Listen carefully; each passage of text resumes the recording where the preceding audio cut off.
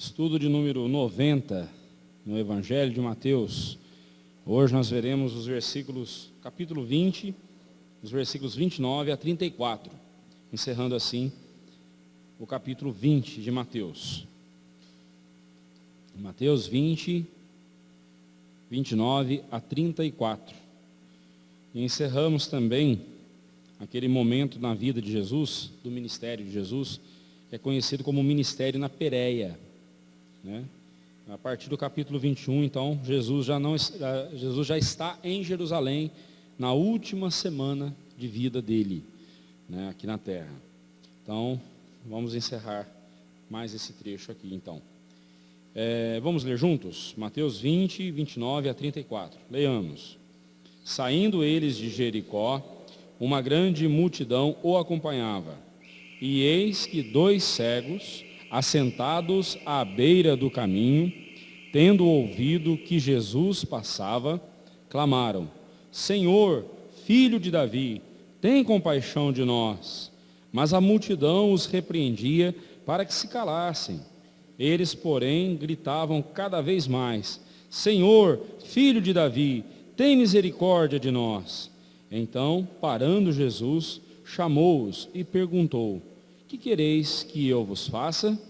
Responderam: Senhor, que se nos abram os olhos.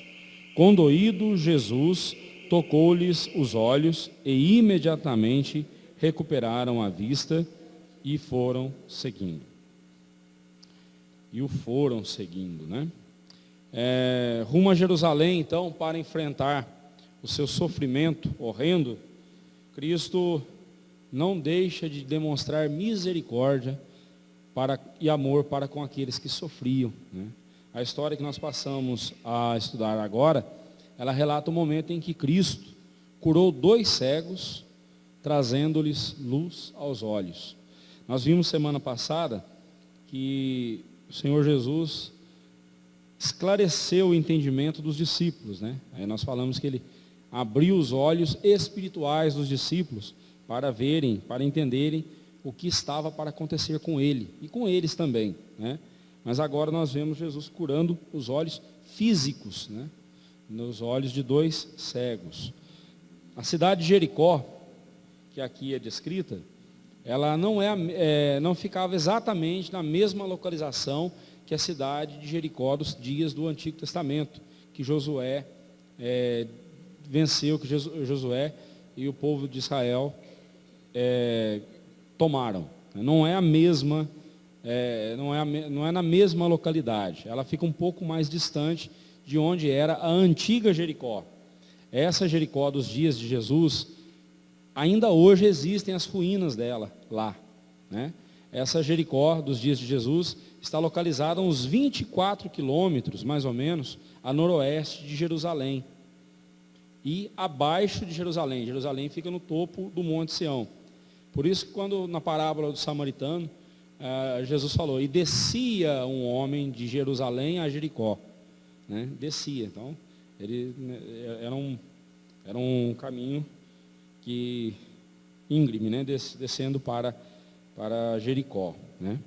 Ela ficava a uns 1000 metros abaixo de Jerusalém. Só para os irmãos terem uma noção. São José dos Campos, Jacareí estão a quantos metros a nível do mar? Acima do nível do mar? Então seria mais ou menos, ou mais, né? Mais do que a descida de São José, Jacareí a Caraguatatuba. Então é uma descidinha boa, né? É uma serrinha boa para você descer. Herodes o Grande e seu filho Arquelau, eles fortificaram essa nova Jericó, né, que foi reconstruída. Eles fortificaram e embelezaram essa cidade com um anfiteatro, um balneário e suas vilas, né? Suas palmeiras e jardins, bem como seu clima agradável, mesmo no inverno, faziam dela um pequeno paraíso e a morada de inverno do rei. Então o rei sempre ficava ali em Jericó, tinha a casa real em Jericó. Na época do inverno ele passava temporada lá, né, que era bem ameno o clima, bem gostoso. Então vamos lá, vamos ver o texto aí agora, né? Abrindo os olhos de 2 cegos, Mateus 20, 29 a 34, né? Primeiramente é importante a gente resolver algumas diferenças textuais. Aqueles que dizem ou não creem na Bíblia e dizem que a Bíblia ela é contraditória, ela contém contradições, esse texto narrado por Mateus, Marcos e Lucas é um prato cheio para eles. Eles pegam aqui aquilo que nós chamamos de discrepâncias textuais. Eles dizem que por causa dessas discrepâncias, então a Bíblia é contraditória. Por exemplo, vamos lá. A primeira dificuldade que a gente encontra aqui diz respeito ao número dos cegos. Mateus, ele fala de 2 cegos. Enquanto que Marcos e Lucas falam de apenas um cego. E Marcos ainda dá nome para ele, o chama de Bartimeu. Não é Marcos dá o nome, Marcos cita o nome dele. Um deles tinha um nome chamado Bartimeu, filho de Timeu. Bartimeu significa filho de Timeu. A segunda contradição diz respeito ao momento da cura. Mateus e Marcos dizem que o milagre ocorreu quando Jesus e seus discípulos estavam saindo de Jericó. E Lucas diz que foi quando eles estavam se aproximando de Jericó, para entrar em Jericó. E aí? Entrando ou saindo? Isso aqui, para quem não crê na Bíblia, isso aqui é prato feito, um prato cheio, para dizer que, olha só como que a Bíblia é contraditória. A Bíblia entra em contradição. Bem, vamos lá. Primeiramente, com relação ao número dos cegos, embora não saibamos por que Marcos e Lucas ressaltaram apenas um cego e Mateus 2, nós não sabemos por que eles fizeram essa diferença, mas não há contradição real, porque nem Marcos, nem Lucas nos diz que Jesus restaurou a visão aos olhos apenas de um cego. Seria contradição se Marcos e Lucas, ao dizerem que Jesus curou um cego, dissessem, e ele curou apenas um cego em Jericó. Aí seria contradição. Agora, que foram 2 cegos? Foram 2. Um deles se chamava Bartimeu? Sim.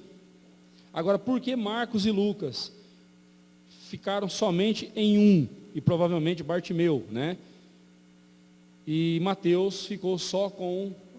Mateus falou dos 2. Não sabemos o motivo. Possivelmente porque Bartimeu talvez tenha feito mais barulho, não sei. Nós não sabemos o motivo. Mas isso não é contradição. Contradição seria se Mateus dissesse, Jesus curou 2, e eles, Mateus e Marcos e Lucas dissessem, Jesus curou apenas um cego. Aí sim. Mas eles disseram que Jesus curou um cego, mas não apenas um cego. Então isso não é contradição. Em relação à segunda dificuldade aí, foi na entrada ou foi na saída? Aqui a gente tem um pouquinho mais de dificuldade. Vamos lá. Havia 2 cidades com o nome de Jericó, como eu disse há pouco. Havia a antiga Jericó e a nova Jericó. A antiga Jericó só estavam as ruínas dela lá naquele lugar. Foi destruída nos dias de Josué. A nova Jericó foi reconstruída num lugar um pouco diferente daquele em que estava a antiga Jericó. Ela não foi reconstruída em cima das ruínas, foi construída de lado, um pouco em outro lugar, próximo ali. Jesus poderia ter realizado esse milagre enquanto saía de uma e seguia em direção a outra Jericó. Aí depende de quem estava vendo, depende do ponto de vista da pessoa que estivesse vendo. Dependendo da pessoa que estivesse vendo, ele podia dizer, Jesus estava saindo de Jericó, saindo de uma das 2 Jericó, E outra pessoa podia, não, ele estava entrando na outra Jericó, Bem, a objeção feita a essa afirmação é um relato que apresenta tantas semelhanças, compare os relatos de Mateus, de Marcos e Lucas para você ver. É muito estranho que o nome Jericó signifique 2 coisas diferentes. Embora eu, entre essas 3 opções que eu vou apresentar para vocês aqui, eu fico com essa das 2 Jericó, das 2 cidades, uma ruína e a outra cidade, Jericó. Eu fico com essa afirmação para explicar o porquê o Mateus dizer que ele estava saindo e Lucas diz que ele estava se aproximando, né? Então eu fico com essa aqui, né? Apesar dessa objeção, né? Um cego foi curado enquanto eles entravam e outro enquanto saíam, né? Outra afirmação aqui, um cego foi curado na entrada e outro foi na saída. Bem, objeção, não resolve a questão, porque Marcos e Lucas estão falando do mesmo homem, e Marcos diz que foi quando saíam de Jericó, e Lucas quando eles se aproximavam. Então a contradição está entre Marcos e Lucas agora. Então não resolveu, o problema ficou do mesmo jeito, né? Então essa letra B está descartada. Há os que dizem que Jesus entrou na cidade, cruzou a cidade e estava saindo da cidade de Jericó. E enquanto ele saía da cidade de Jericó, ele se encontrou com Zaqueu na árvore. E aí você vai ver esse texto lá em Lucas 19, logo após o relato aqui da cura de Bartimeu. Você pode ver, tá? Logo após. Então aí eles dizem, não, então o que aconteceu foi o seguinte, Jesus estava saindo da cidade, encontrou com Zaqueu e falou, Zaqueu, convém-me hoje passar a noite na sua casa, né? Desce e arruma as coisas lá que eu vou passar a noite na sua casa, né? E aí então Jesus voltando para Jericó, ele estava saindo, viu Zaqueu e voltou. No que ele voltou, então aí ele curou o cego. Ele estava saindo, mas foi na volta, foi voltando que ele curou.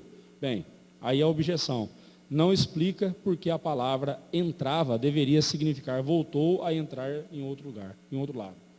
Não tem explicação. Então, essa terceira também está fora de questão. Eu fico com a primeira. Mas a solução mesmo para esse impasse, nós dizemos da seguinte forma, né? Ainda que os céticos nos critiquem e até zombem de nós, né, por causa desse texto, temos que concluir a questão da seguinte forma: certamente há uma solução para essa dificuldade textual, porque as Escrituras são inspiradas por Deus e, portanto, inerrantes, né, não contêm erros.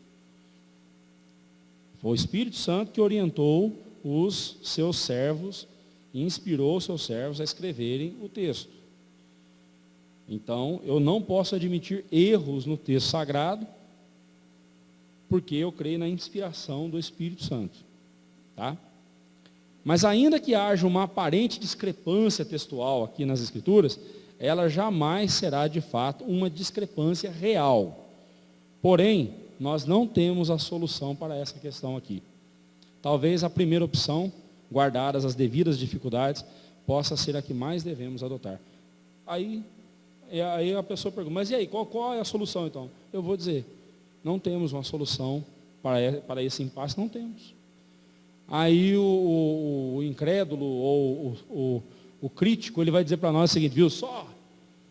Então você está dizendo que é matéria de fé, mas não matéria que possa ser provado intelectualmente, cientificamente.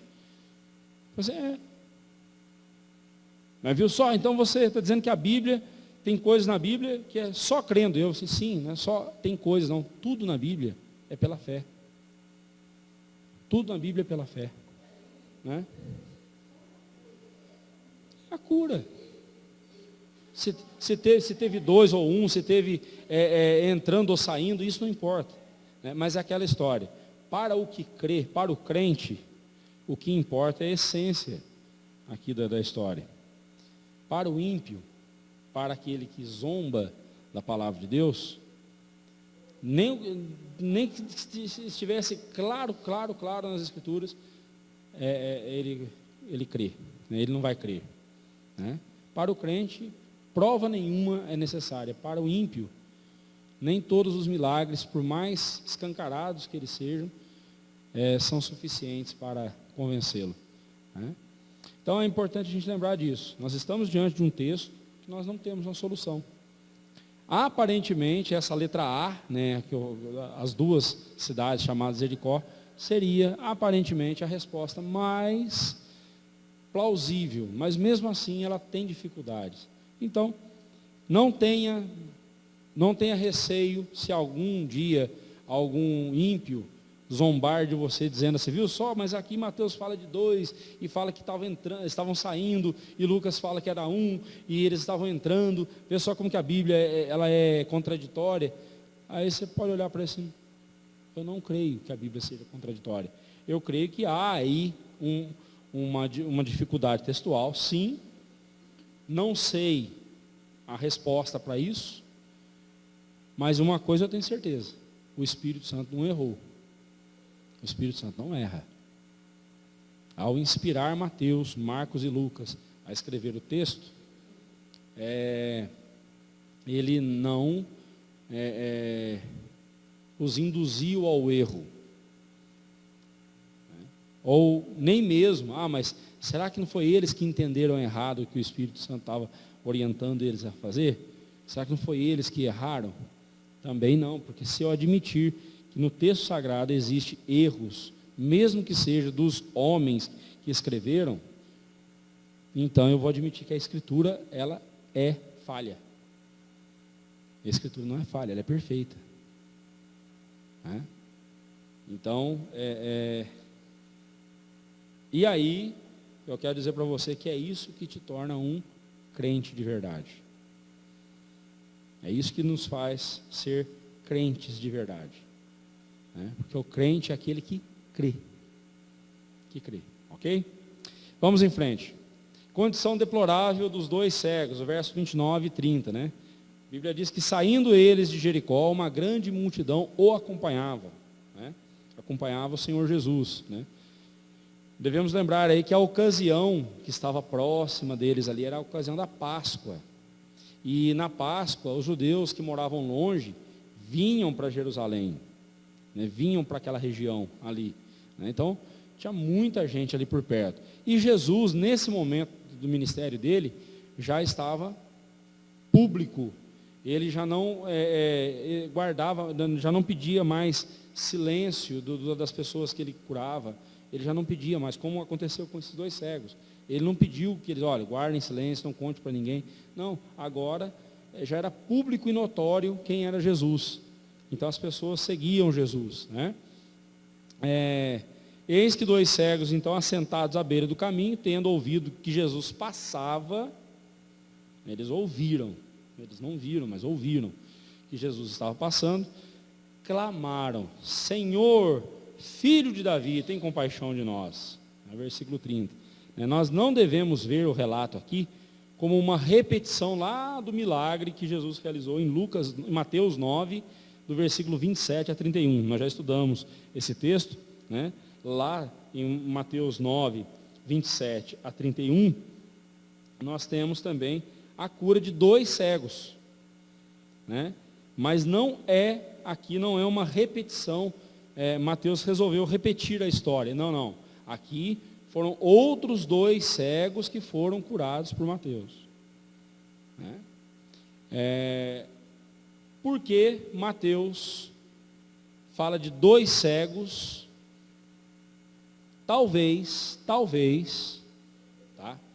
aqui é a minha opinião, talvez seja por ele ser judeu, e ele estava escrevendo para judeus, e no judaísmo, o testemunho era confirmado por 2 pessoas.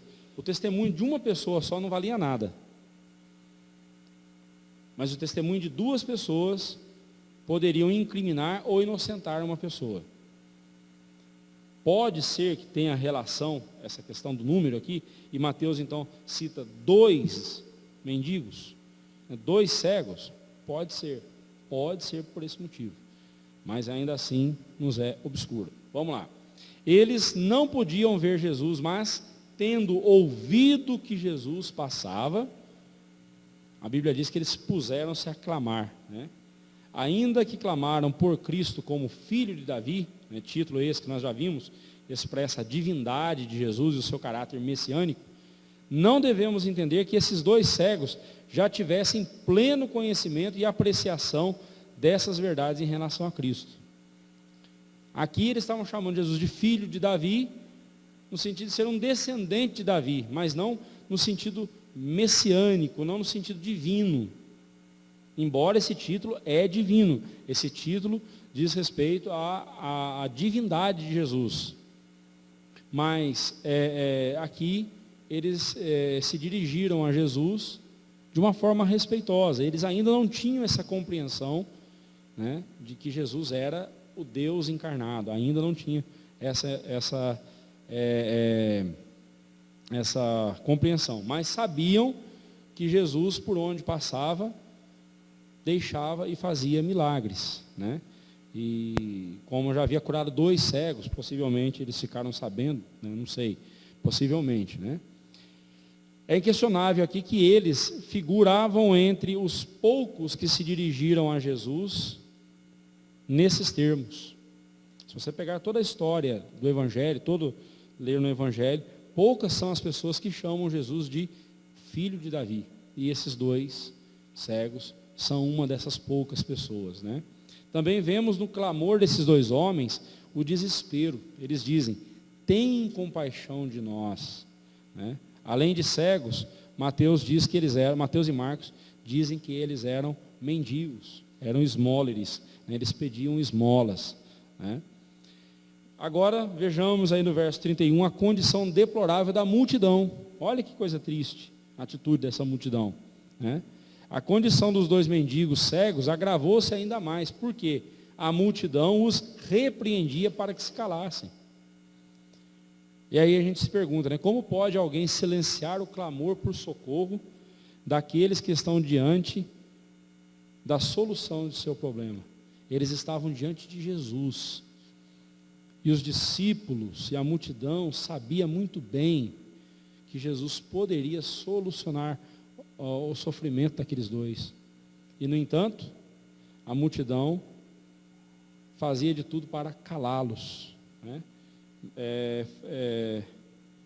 Os repreendia para que se calassem. Fiquem quietos, né? Calem a boca.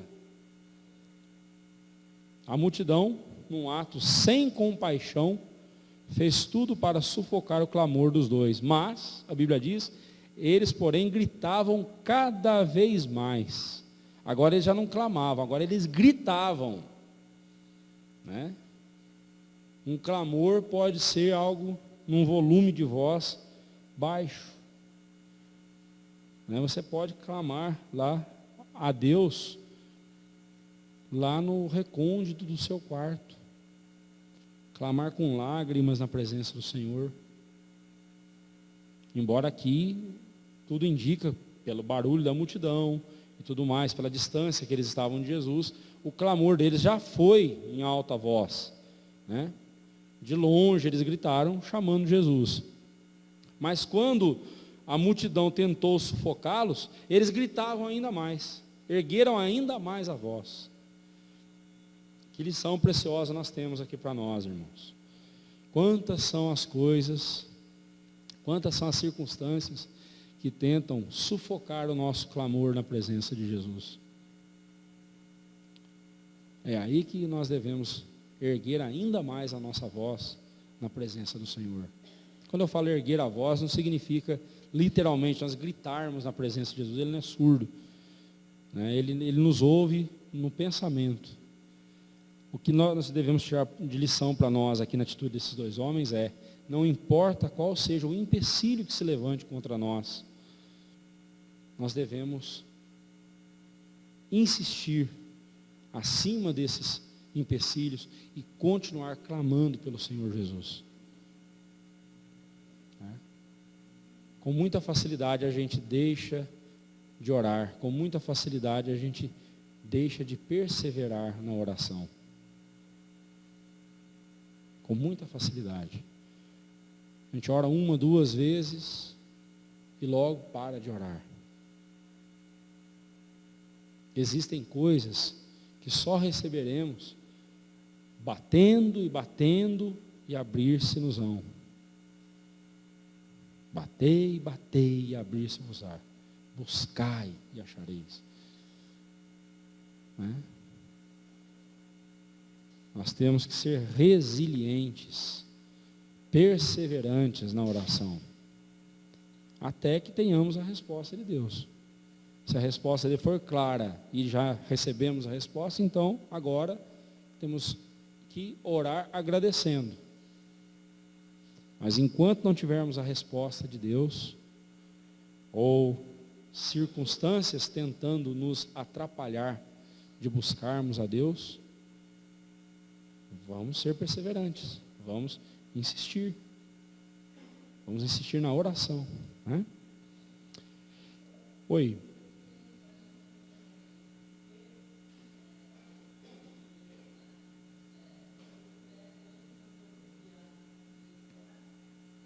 Sete dias.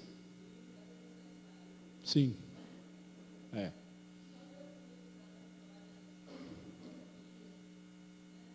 Acontece que Deus, Ele se digna a usar-nos, né, irmã? Né? É verdade, a irmã lembra aí a situação lá de Jericó, né, a tomada de Jericó. Né? Durante 6 dias, eles davam uma volta em torno da muralha e tocavam a trombeta. No 7º dia, eles deram 7 voltas ao redor da muralha e tocaram trombeta, né, com toda a força.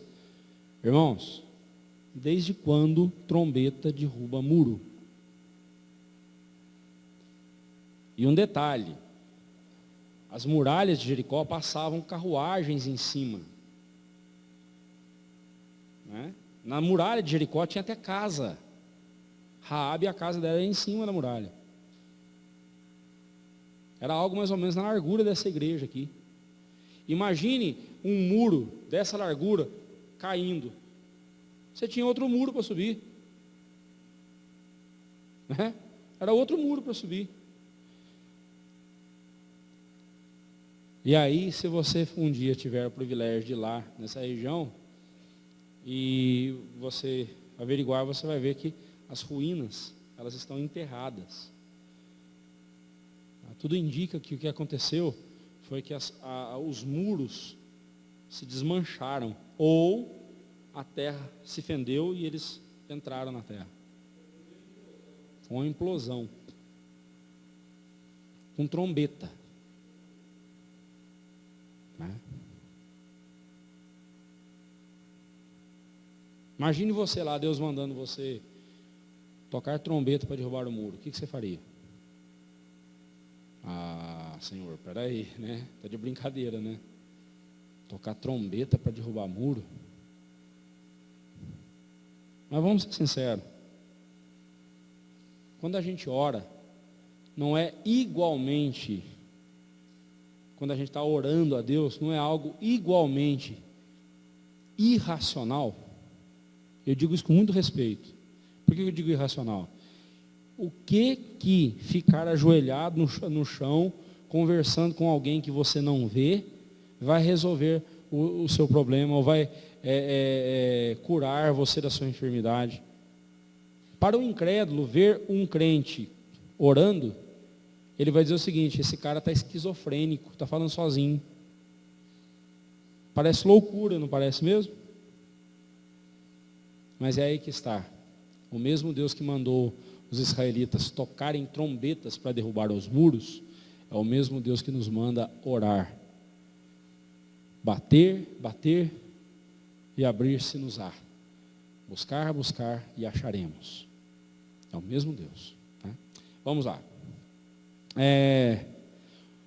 Voltando aqui para a questão dessa multidão, né? A multidão, num ato sem compaixão, fez tudo para sufocar o clamor dos dois, mas eles gritavam ainda mais: Senhor, filho de Davi, tem misericórdia de nós, né? Por que a multidão fez isso, nós não sabemos. Por que elas queriam impedir os dois? Não sabemos. O fato é que aquela multidão não se importava com os dois cegos. Eles já haviam se tornado peças de um cenário comum do cotidiano deles. Meus irmãos, é a coisa mais fácil acontecer é uma tragédia dessa. Você andando pelas ruas da cidade, o que você mais encontra é mendigo. E a gente, com muita naturalidade, passa por esses mendigos e Ou a gente vê, mas nem se importa. É um ser humano, criado à imagem e semelhança de Deus. A imagem e semelhança do Criador está nele. E ele andando pela rua como se fosse um lixo, ou um bicho. Não é triste isso? Aconteceu isso com a multidão.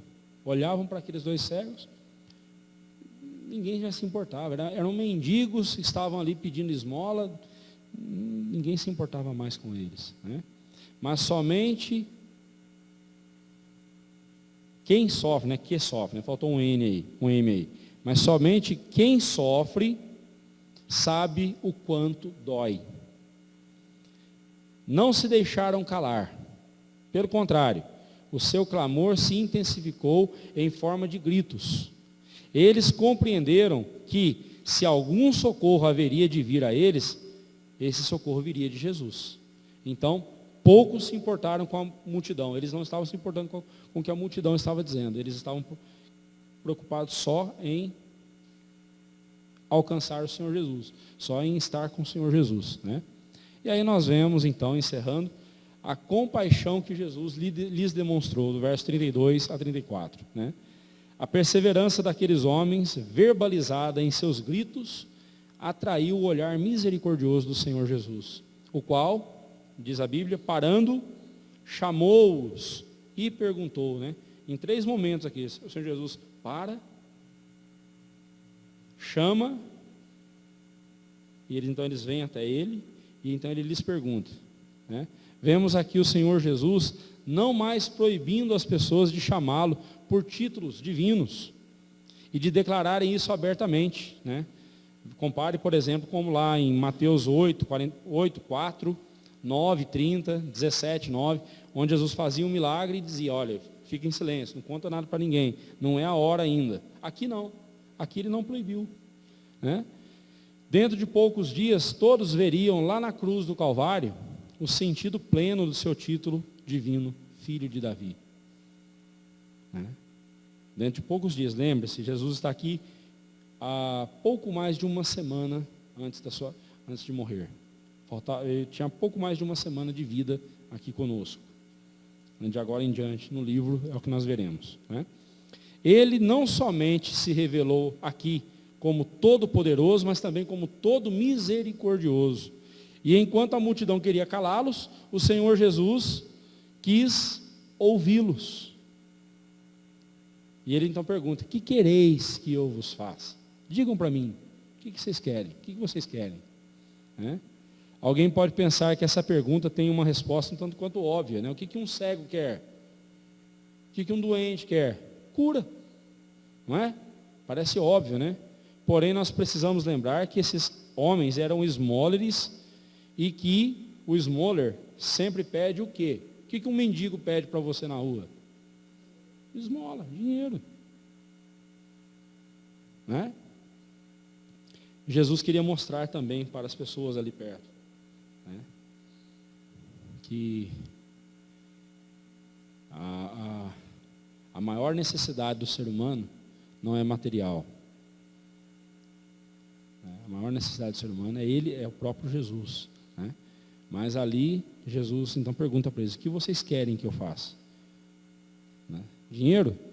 Judas, pega a bolsa aí, dá dinheiro para eles, né? Que Judas era o tesoureiro, né? Não, mas eles pediram, mestre, Senhor, que se nos abram os olhos.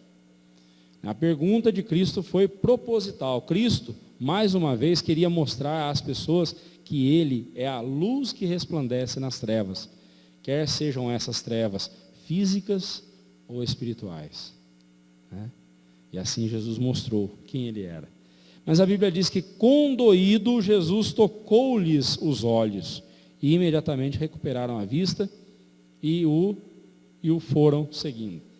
A palavra condoído, no grego, traz a ideia de que o Senhor Jesus demonstrou sua compaixão, sofrendo em si a dor que sofriam aqueles pobres mendigos cegos. Mas não fez Jesus exatamente o mesmo conosco? Não é isso que a Bíblia diz lá em Isaías? Que Ele tomou sobre si as nossas enfermidades. Né? Ele tomou sobre si as nossas enfermidades e pelas suas pisaduras nós fomos sarados. Está falando aqui da nossa realidade espiritual, da nossa condição espiritual. Né? Cristo, Ele vem e assume a dor do pecador, Ele assume o sofrimento do pecador. Quer seja lá na cruz do Calvário, para nos salvar, quer seja nas circunstâncias da vida, quando um servo dele está sofrendo, ele sofre também junto, ele sofreu. Por isso que nós temos um grande intercessor junto ao Pai. Jesus é o homem de dores e que sabe o que é padecer. Então, portanto, quando a gente estiver sofrendo alguma coisa, lembremos-nos de que Jesus sofreu muito mais. E Ele sabe muito bem a intensidade da nossa dor. E por isso mesmo Ele é o único que pode interceder por nós. Né? A Bíblia diz que o Senhor Jesus, né, aquele que formou os olhos, é o único que pode também curá-los com o seu toque. Alguns, num outro cego, Jesus curou cuspindo no chão, fazendo lodo e passando no olho do sujeito, dizendo, vai lá e lava-te no tanque. Né? Mas a esses aqui não. Jesus tocou nos olhos deles. Aqui eu tento imaginar essa cena. Como que ela deve ter sido linda. Jesus tocou nos olhos deles. E eles imediatamente, a Bíblia diz que eles imediatamente recuperaram a vista. Não foi gradualmente. Tem uma prima que fez cirurgia de cataratas, de transplante de córnea. E cada vez que eu ligo para ela, pergunto, e aí Edna, como é que você está? Ela diz, já estou 20%, já estou enxergando 20%. Ela não está enxergando nada. Ela está enxergando 20%. Mas o médico disse que é assim mesmo, vai levar mais ou menos 1 ano para eu ter uma visão boa, para voltar a enxergar bem. Mas está progredindo. Não é o caso desses homens aqui. Eles foram curados imediatamente. No mesmo momento que Jesus tocou nos olhos deles, eles passaram a enxergar. Maravilhoso, né? Diante de tão maravilhosa graça e de tão grande poder, aqueles 2 agraciados, a Bíblia diz, o foram seguindo. Ou seja, tornaram-se discípulos de Cristo. Literalmente, tornaram-se testemunhas oculares em seus olhos. É até redundante falar isso, né? Mas é proposital que eu fiz isso. Eles se tornaram testemunhas oculares com seus olhos, em seus olhos. Quem olhasse para aqueles 2 homens diria, você não era cego? Como aquele lá de João, né, que João relata, né? Esse rapaz não era cego? Chama os pais dele, seu filho não era cego? Sim, era cego. Então como é que ele está enxergando? Pergunta para ele. Ele é homem, ele sabe responder, pergunta para ele. Né? Mas esses 2 aqui seguiram o Senhor Jesus. Acompanharam o Senhor Jesus. Né? É assim que acontece com a vida daquele a quem o Senhor Jesus toca. Aquele que recebe o toque do Senhor Jesus Cristo, salvando-o, essa pessoa se torna um discípulo de Jesus, um seguidor de Jesus. Aplicação prática para nós aí, irmãos. A infelicidade e a dor são alvo da misericórdia de Deus. Né? Jesus disse que Ele não veio para os sãos, Ele veio para os doentes, né? os enfermos, aqueles que se veem como tal, né? Todo mundo é pecador, mas acontece que somente os pecadores que reconhecem que são pecadores e que sofrem, né?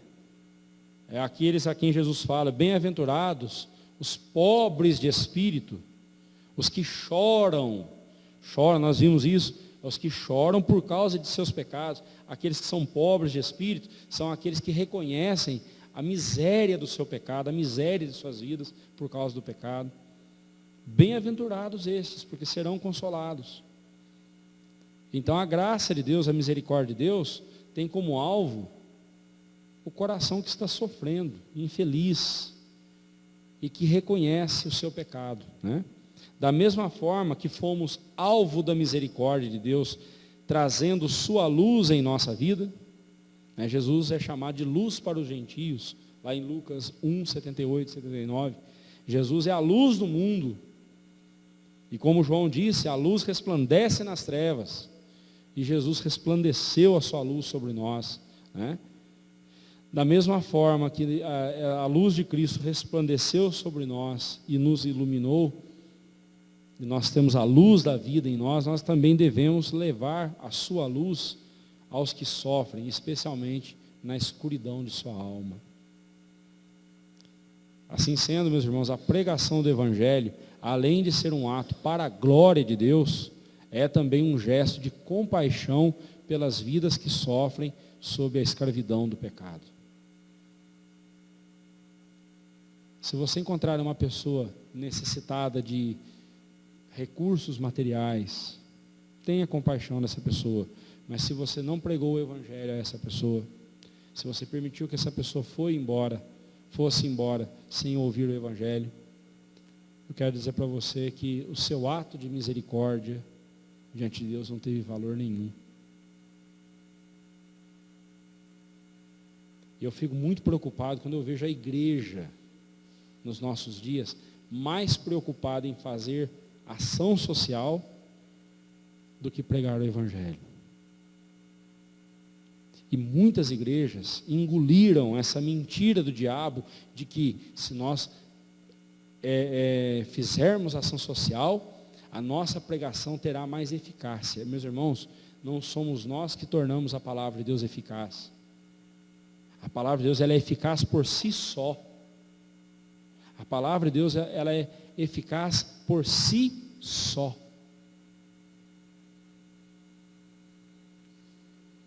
Ela não precisa de nós para ser eficaz, para ser produtiva. Nós precisamos dela. Ela não precisa de nós. O dia que a nossa mensagem tiver que ser autenticada por obras sociais, então significa que nós não estamos pregando o Evangelho.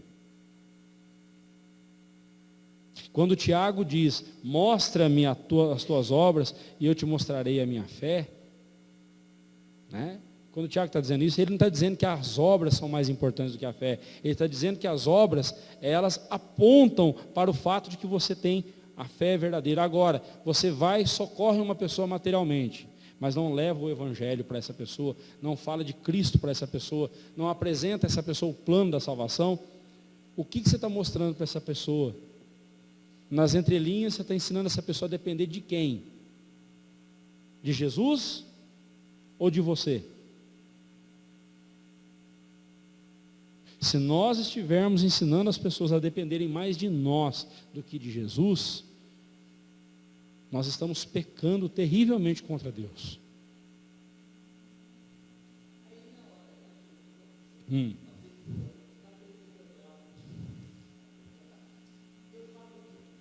Entrega para essa pessoa, vamos supor, um caminho, ou o primeiro passo é, posso fazer uma oração por você? Posso fazer uma oração por você? A pessoa assim, pode. Aí a senhora vai e faz uma oração. Aí deixa que o resto Deus faz. Trabalhe com a curiosidade da pessoa. Eu gosto muito de ver como Jesus abordou a mulher samaritana, lá em João 4. Eu não vou entrar em detalhes aqui, porque isso dá um estudo por si só, né? Mas como que Jesus aborda a mulher samaritana? Ele chega mexendo com a curiosidade daquela mulher. Primeiro, um homem não podia conversar em público com uma mulher. Ainda mais se fosse um judeu conversando com um samaritano. Judeu e samaritano são inimigos. Agora um homem, um judeu, conversando com uma mulher samaritana. Ela mesma pergunta, como sendo tu, judeu, pedes a mim, que sou mulher, né, samaritana? Como é que você faz um pedido desse para mim? Né? E ele vai. Se você soubesse quem é que fala com você, você pediria, eu te daria a água da vida. Você nunca mais teria. Opa, mas que água é essa? Fala para mim dessa água, para que eu não precise mais vir aqui. Por quê? A gente acha que para aquela mulher era só dificuldade de tirar a água do poço, né? Ela queria ficar livre disso. Não, meus irmãos. Ela era considerada uma mulher adúltera. As mulheres adúlteras não podiam estar com as outras mulheres de bem ali no poço. As mulheres de bem iam de manhãzinha, cedinho, buscar a água. Ela ia ao meio-dia, porque ela não podia estar no mesmo lugar que as outras, por causa da reputação dela. Imagina o sofrimento dessa mulher. Opa, então tem alguém que tem uma água eterna aí, que não tem mais, que acaba com a sede para sempre. Eu quero essa água, para que não precise mais vir aqui. E aí, mas eu não vou, como eu disse, eu não vou dar outro estudo agora, né, em cima disso. Mas Jesus mexe com a curiosidade dela, e aí então apresenta o plano da salvação. Como é que a gente mexe com a curiosidade das pessoas? Sabe quando você passa por uma luta daquelas, terrível mesmo, e todo mundo olha para você, mas caramba, gente, mas Nádia, você é crente? Você diz que é filho de Deus e está passando por tudo isso? Mas aí olha para a Nádia, em vez de ver a Nádia, meu Deus do céu, que sofrimento, que vida dura, não sei o que, não. Olha para a Nádia, está difícil, mas Deus é bom, Deus vai me ajudar. Ela está tranquila? Como assim? Aí é a hora que a gente entra e mostra o evangelho para a pessoa. A gente precisa ficar atento para aproveitar as oportunidades que Deus nos dá. E às vezes as oportunidades que Deus nos dá, elas vêm nas formas mais simples, nas formas mais inusitadas possível. Não é naquela ocasião formal, às vezes vem numa conversa com o vizinho, né? Coisa simples. Uma situação corriqueira. Né? A gente precisa ficar atento. Mas não se esqueça disso. A igreja, a principal função da igreja é pregar a palavra de Deus. A nossa principal função não é socorrer materialmente ninguém. Devemos fazer isso quando Deus nos der a oportunidade de fazê-lo. Devemos fazer, é nosso dever. Mas a nossa responsabilidade principal, aliás, a responsabilidade de pregar o evangelho foi dada somente à igreja. Obra social o governo faz, o governo deve fazer, tem outras entidades que fazem. Mas pregar o evangelho, só a igreja de Cristo está autorizada a fazê-lo. Não estou dizendo que a gente não tem que fazer ação social, tá, irmão? Não estou dizendo que a gente não tem que socorrer ninguém, não é isso não. O que eu estou alertando os irmãos é, nós não devemos achar que fazendo ação social, nós estamos fazendo algo tão importante quanto pregar a palavra de Deus. E nós devemos lembrar daquilo que Jesus disse, que adianta o homem ganhar o mundo inteiro e perder a sua alma. Não é? Ou aquele homem lá que fez uma colheita grandiosa, encheu seus celeiros, construiu celeiros ainda maiores, e ele falou, deita-te, regala-te, ó minha alma, né? Tens em tesouro muitos bens. Louco, essa noite pedirão a tua alma, e o que tens entesourado, para quem será? O que adiantou? O que adiantou a gente socorrer financeiramente ou materialmente uma pessoa e não pregar o evangelho a essa pessoa? Não adianta nada, irmãos. O que essa pessoa precisa é do evangelho. Nem só de pão viverá o homem, mas de toda a palavra que procede da boca de Deus. Façamos a ação social, mas não nos esqueçamos que o principal dever nosso, a principal tarefa nossa é a pregação do evangelho. Você desligar, por favor, querido. Questão para reflexão. A melhor evidência da iluminação espiritual é uma adesão constante e inseparável a Jesus Cristo, como nosso Senhor e líder. Né? Cito aqui as palavras de Matthew Henry em seu comentário de Mateus. A melhor evidência da iluminação espiritual, a melhor prova que você pode dar que você foi iluminado espiritualmente, que você está unido a Cristo Jesus, é essa adesão constante a Cristo, é seguir a Cristo, como fizeram esses dois homens. Seguiram e o foram seguindo, seguir a Cristo. Que seja assim em nossas vidas, para a glória do Senhor. Amém.